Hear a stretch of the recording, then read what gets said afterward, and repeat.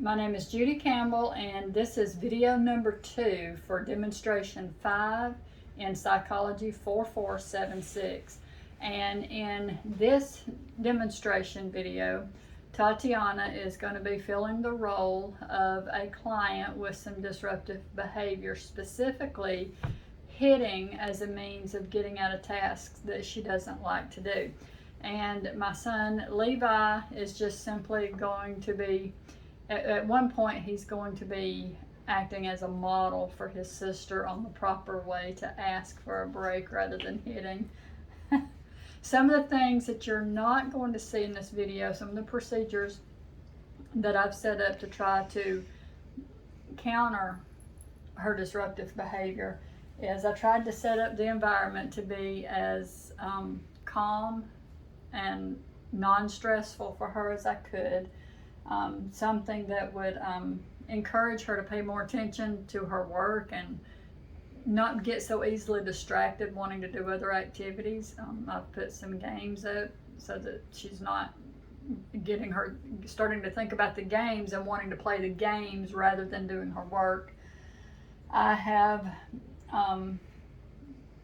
I've moved her class actually to a little bit earlier in the day, because at the point where it was at when she would get to it, she was tired and she was done with school. So giving her least favorite class, which is a writing class, which is when it happens at the end of the day, was not working. So I've moved the class earlier in the day to a time when she is not quite so tired.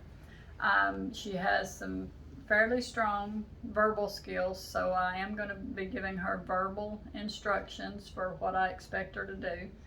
I will be using some differential reinforcement of other behavior when she is not engaging in the disruptive behavior. What she does is she hits, and when I can catch her when she's not doing that, I'm going to give her some social reinforcement.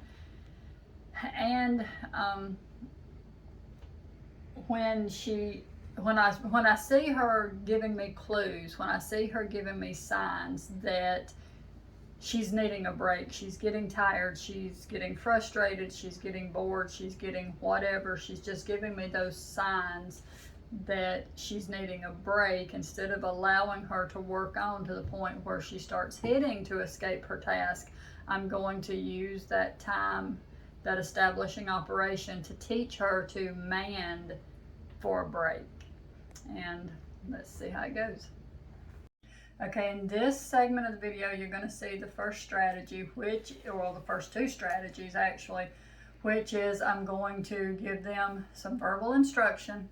I'm going to give them their choice of what they work on, so that maybe the work is not quite so aversive to them, because it's not a class that I can just let them not do, but I can give them some choice, which will take away some of the aversiveness of having to sit and work on this. And the second thing that you're going to see demonstrated is my son is actually going to come he's actually going to man for a break, and he's going to get it, and that's going to be modeling the action for my daughter of what I expect her to do. And I'm going to try to teach her to mand for her own break. Okay, so today, do y'all want to do a worksheet or copy work? Copy work. Copy work. Okay, there's your copy work. And here is your worksheet. And if you need a break or need to go to the bathroom or something, please just raise your hand and let me know. Yes, Michael? May I have a break? Yes, you may.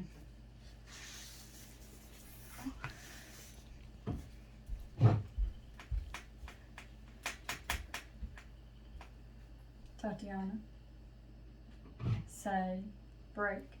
Break. Okay, take a break.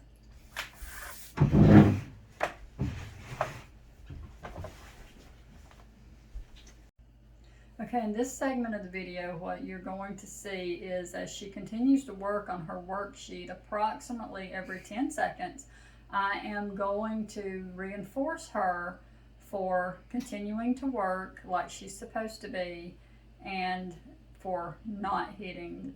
I'm going to be using differential reinforcement of other behavior, but I'm also going to be watching her for those signs that indicates that she needs a break, and I am going to be trying to teach her some functional language of asking for what she needs rather than hitting until somebody just gives it to her. Okay.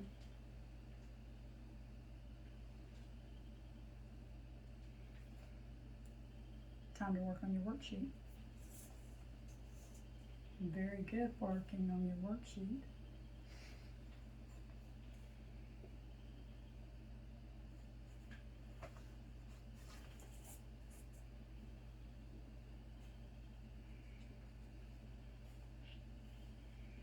I enjoy sitting here with you while you're working like this.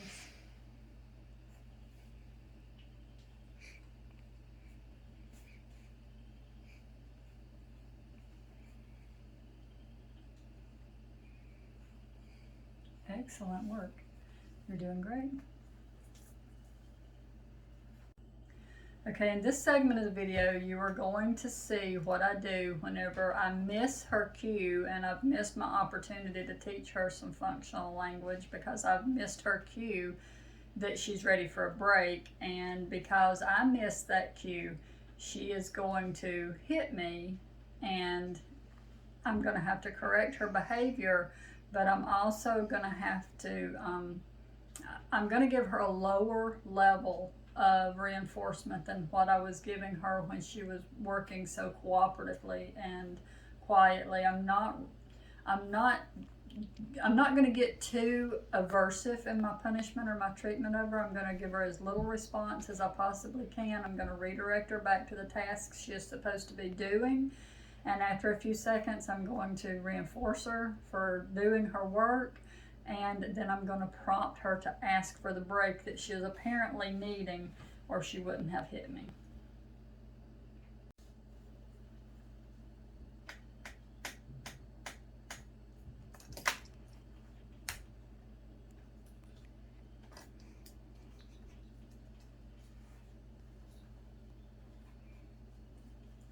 Excellent work. Tatiana, say break. Break. Yes.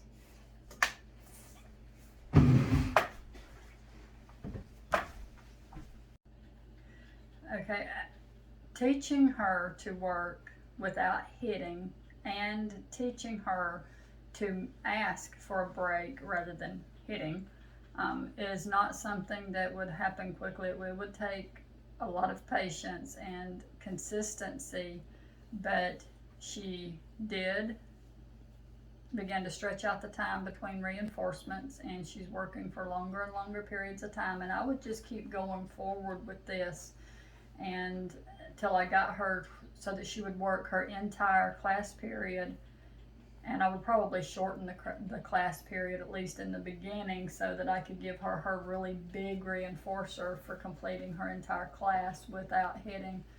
And she will independently man for the breaks that she needs now. And at this point, I would just continue forward with giving her longer and longer periods of time between reinforcement for the behavior that I'm wanting to see her exhibit.